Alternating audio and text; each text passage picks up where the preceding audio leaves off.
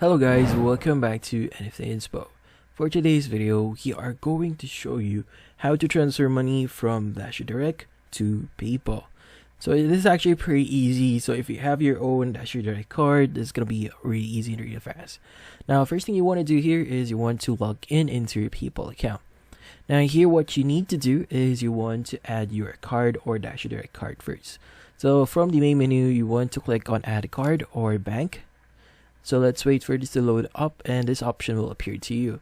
So instead of choosing link a bank, choose link a credit card.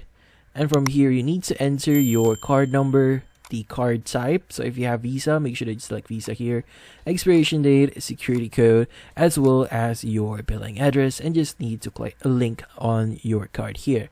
Now, once you've successfully linked your card, you could just ordinarily use PayPal as you would on other platforms. So if you're using this on Amazon or in different stores, when you choose PayPal, now from there, every time you use PayPal, your link card will be the one that will be charged with any payments. And that's basically it. So hopefully this video was able to help you. Like and subscribe to NFT Inspo. Thank you for watching.